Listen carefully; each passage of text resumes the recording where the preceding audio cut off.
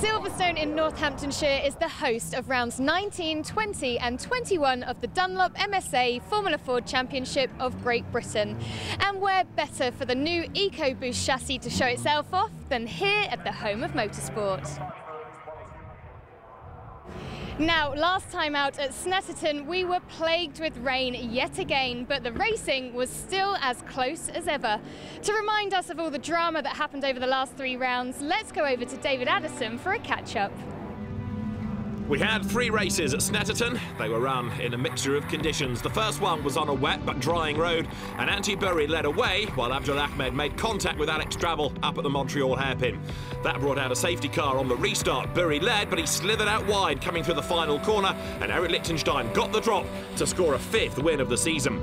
A day later, the sun shone. It was Antti Burri who led away for race 2, but Eric Lichtenstein battled away past him, heading through Agostini, and that put the Argentine driver on target for a 6th victory of the season. The 3rd race was run in the wet once again. Lichtenstein slithered his way from pole position, but Antti Burri got a better start. He led, but then ran wide. Lichtenstein picked up the race lead just as a safety car period began. So Lichtenstein led from Antti Burri, but on the restart, Lichtenstein was slow away, others were quicker behind him, and Cameron Corcoran rode over the back of Julio Moreno, who was then hit by James Hammond in a monster accident coming over the start line. With debris all over the road, with wrecked cars up against the barrier, there was no option but to stop the race, and that gave Eric Lichtenstein a 7th win of the year. So after Snetterton, Antti Burri has one hand on the championship trophy, but he hasn't won it yet. There are still plenty of drivers trying to stop him from taking the crown. At the moment, Antti Burri is clear of his nearest rival, Jake Cook, by a staggering 113 points. But for Jake Cook, he is both attacking and defending, as Eric Lichtenstein is now just 6 points behind him. Julio Moreno currently holds the 4th spot, with Cochrane and Cullen rounding out the top 6. Over in the Duratec class, it's Fabian Welter who currently leads, but after a disappointing weekend at Snetterton, his points lead is starting to fall away. Matt Rao is holding 2nd spot, with Alex Drabble 3rd, ahead of rookie George Blundell. Ollie Ray and Abdul Ahmed rounding out the top 6. So the championship is starting to get very tight at the top. Race 2 of the weekend is just about to get underway, but first let's have a quick catch-up of what happened in race 1 with David. Eric Lichtenstein was the man on pole position for yesterday's race. He made a good start, but so too did Antti Burri. And on the inside line, the Finn tried to claim the race lead, diving into Kopp's corner. 3rd ran Luke Williams, back in his regular Jamin Ran Miguel after his accident at Zandvoort, but he was behind Jake Cook as they wriggled their way up towards the end of the lap. Williams turned his way out of Aintree, down Wellington Straight, running in 4th, but with Moreno behind him as the fight for the race lead changed going into Club Corner. Lichtenstein threw on the inside of Antti Burri at the end of Vale, and that put the Argentine up front and heading, it seemed, for win number 8. Burri was on his tail. As for 3rd, it was Cook ahead of Williams, ahead of Ryan Cullen. But Williams got it wrong diving into Brooklands. He ran wide all over the grass, and that dropped him down the order. Fabian Welter was on target for yet another victory in the Duratec class for the earlier incarnation of engines, but up front it was Eric Lichtenstein on target for a race win. For him, this was win number 8 as he powered his way up towards the checkered flag, with Antti Burri behind him, just half a second adrift as the flag came out. 3rd over the timing line was Jake Cook, while Williams took 4th ahead of Moreno and Ryan Cullen. Significantly in the championship battle, though, that win put Lichtenstein equal on points with Jake Cook, equal 2nd therefore, and closing on Antti Burri as we get ready for the 2nd race of the weekend here on the Silverstone Grand Prix circuit. So after a fantastic first race, it's now time for race 2, and this man, Eric Lichtenstein, is on pole, but will he be able to lead the pack to the checkered flag? It's time to find out. It's going to be a fascinating race, this. You've got the battle at the front of the field between drivers now on the same number of wins, 8 apiece to Eric Lichtenstein and Antti Burri. Burri leads the championship. Lichtenstein and Jake Cook are 2nd, equal in the championship. Cook 4th on the grid in the red car. Jake with his white crash helmet as we get ready for 18 minutes of racing. Lights out. Lichtenstein makes a good start in the white-nosed red Jamin Ran Miguel as they dive into Copps for the first time. Antti Burri slots in behind him in 2nd place. The Finn thinking about the championship as we go on board with Julio Moreno, and he runs wide going through Copps, got squeezed a bit by Jake Cook. Jake defending as they head up now towards Maggots and then Beckett's for the first time. Lichtenstein it is, leading the way. Antti Burri is right up behind him. Third, it's Luke Williams, and then in fourth place, Jake Cook. In fifth place, you can see Julio Moreno. Within sixth, Ryan Cullen. Fabian Welter, seventh, heading the Duratec class. As on to Hanger Straight they come for the first time. So quick lick, Eric Lichtenstein leads the way. Cook pulls out. He levels with Luke Williams as they go down towards Stowe Corner, and he goes through. Gets a tow, and of course the turbocharger on these EcoBoost engines also propels him in a straight line to gain one further spot. Into Stowe they go for the first time, and then down through Vale towards Club Corner. Silverstone, of course, a nice wide circuit for the modern Formula 1 era, which means you can overtake, and of course in these cars with no wings they can slipstream far more readily. It may not be a massive grid around here, but it's going to give just as good a race as we had in race 1, that's for sure. So there, fourth is Luke Williams, back in his repaired car. That monster accident he had in the Euro Cup race at Zandvoort certainly put him on the back foot, but he's been running pretty strongly so far this weekend. You're on board with Moreno. He turns now through Abbey, through Farm, and up towards the right-hander of Village. This is the new element of Silverstone put in last year, as they file their way through the right and then left-handers, the Village and then loop up towards Aintree. You can see the Duratec cars just dropping away a little bit as they're going through. Is Matt Rao in the second of the fluid run. Van Diemen's hunting down his teammate Alex Travel. There he is ahead of him, and it's Fabian Welter heading the class. You're on board with Moreno now. He's on the back of Luke Williams as he makes a run down the inside. This is Wellington Straight, fastest part of the circuit, diving now down towards Brooklyn, so Moreno goes through on the inside. Julio Moreno, winner at the Nürburgring, picks up one spot. This is for the race lead, and it's Eric Lichtenstein only just ahead of Antti Burri. It's Burri who leads the championship. It's Lichtenstein trying to play catch-up, and even if he wins and Antti Burri is second, he's still not going to outscore him by a vast amount. He needs Burri to have some bad fortune, really. For a win, you get 30 points. For second, you get 27. If it stays like this, it doesn't really help Lichtenstein all that much. He needs Burri to be a long way down the order. Through Maggots now into the ultra-fast Beckett's S's they go. Burri's car just a little bit of a twitch there, but it's Lichtenstein who hangs on to the advantage as they now work their way through the last part of Beckett's and onto the Hanger Straight. Remember, Antti Burri has been a regular in British Formula 4 for the last couple of seasons. Eric Lichtenstein racing here for the first time. Now Burri in the wheel tracks, in the tow, looking in closing. He's being dragged along by the slipstream of the car ahead. He pulls to the outside line at Stowe Corner. They almost touch wheels as Antti Burri tries to drive all the way around the outside, and he can't do it. Quick Lick hangs onto his inside line. Burri runs wide over the curb. Eric Lichtenstein then, the race leader, the Argentine, still leads down to the end of Vale. Into Club now. Big lock up behind them. That was from Jake Cook, but Cook, look, is closing. How close was this going into Stowe? Almost banging wheels as they went into the right-hander. Antti Burri just with his nose ahead, but on the outside line, it was always inevitable that he was going to run out of road, and Eric Lichtenstein came back at him and picks up the lead. Now there is Jake Cook, and Eric Lichtenstein has gone away coming over the timing line. All of a sudden, Antti Burri has dropped a long way back. This is really bizarre now. Having been right up alongside him, Antti Burri has lost a big chunk of time in the Duratec battle. You've got Drabble ahead of Rao. Here they are, the two teammates. Down towards Brooklands, and diving up the inside goes Matt Rao, really quick, too late on the brakes, locks up and he spins.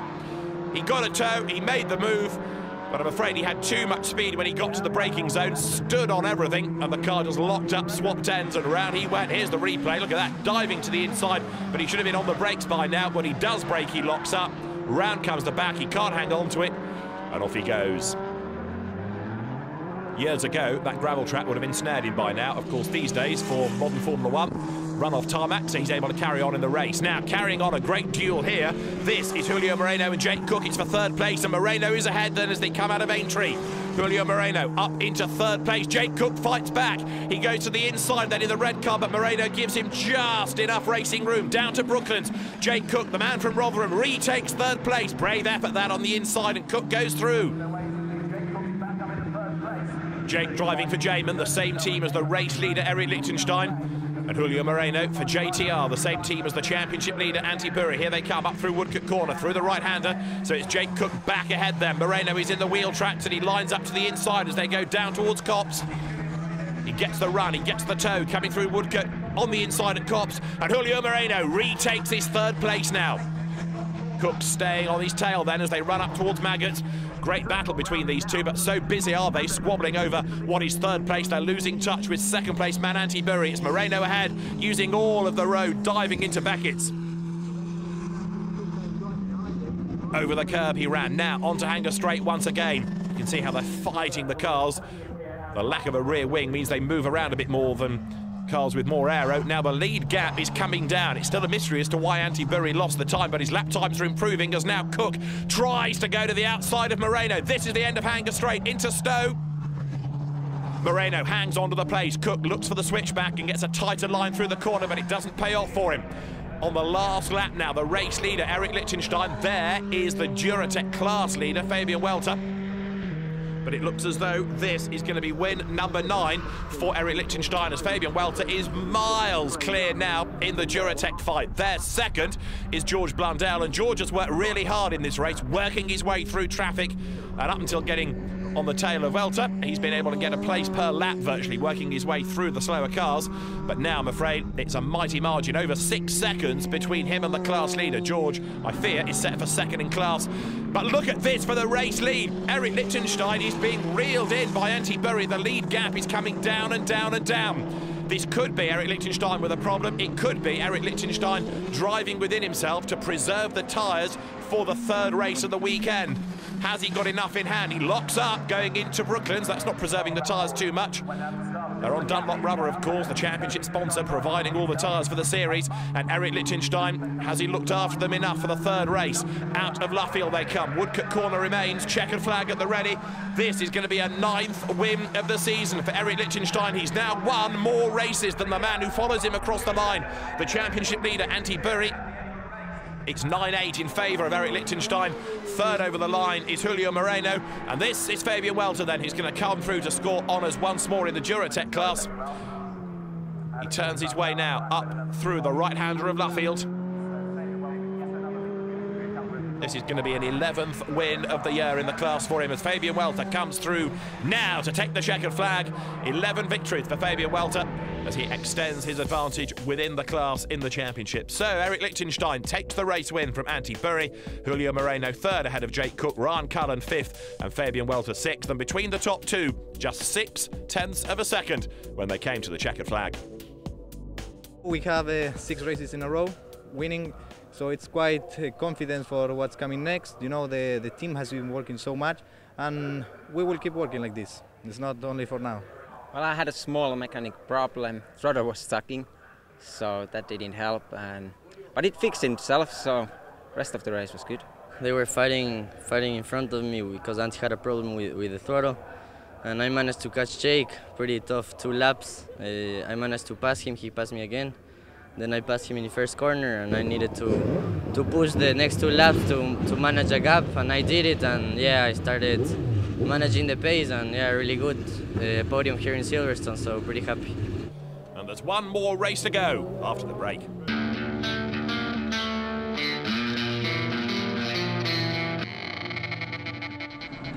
Welcome back to Silverstone. Round 21 of the Dunlop MSA Formula 4 Championship of Great Britain is about to get underway. The grid based on a driver's third fastest qualifying time.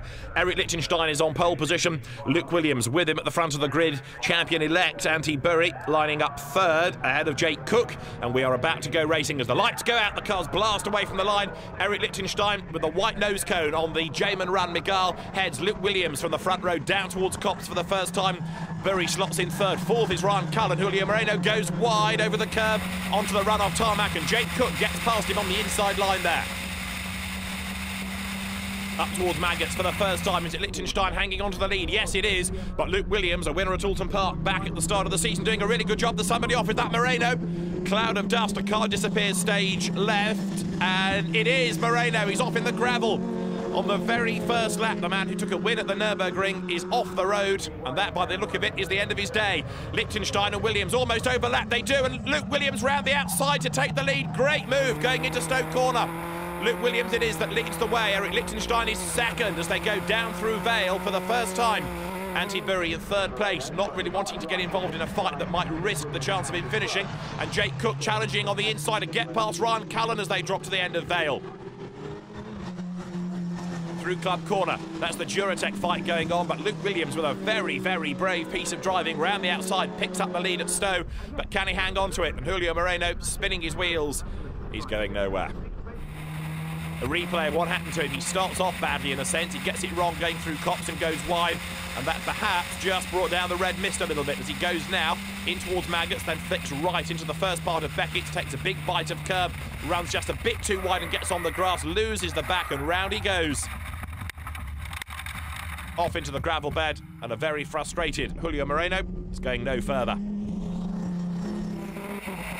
Now the race leaders work their way onto Hanger Straight for the second time, and this is Antti Burri's view. He is right on the back of the Jamin twins now.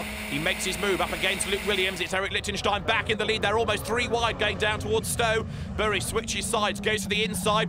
Williams again tries his demon move around the outside, but this time it's not going to pay off. They almost bang wheels then, but Lichtenstein using all of the road and some of the curve forces Williams to give way and slot in behind him. Burri third, trying to keep out of trouble. He cannot risk losing any points in this. He's got to score and score well, and likewise so is Eric Lichtenstein. It's good news for him having Williams between him and Burri, because that means it's fewer points for the Finn in third place here. Lichtenstein is creeping up onto the tail of Antti Burri within the title race. And we'll see after this race whether or not it's a championship for Antti Burri or whether it's going to go down to the wire at Donington. In towards Village, fight on for second place here. Burri looking for a way past Luke Williams, and now, look, Williams having to defend. He's just losing touch slightly with Eric Lichtenstein up the road ahead of him. Onto Wellington Straight they come now, down towards Brooklands, and this should be an opportunity for Burri to make a move. He's in the slipstream. Williams tries to defend. Burri goes to the outside line. Can he go all the way round, heading into Brooklands? He's ahead as they come into the corner, but he's on the wrong line, and Williams fights back. They're wheel to wheel going up towards Luffield. Burri on the better line now, and he goes second on the inside, heading into Luffield.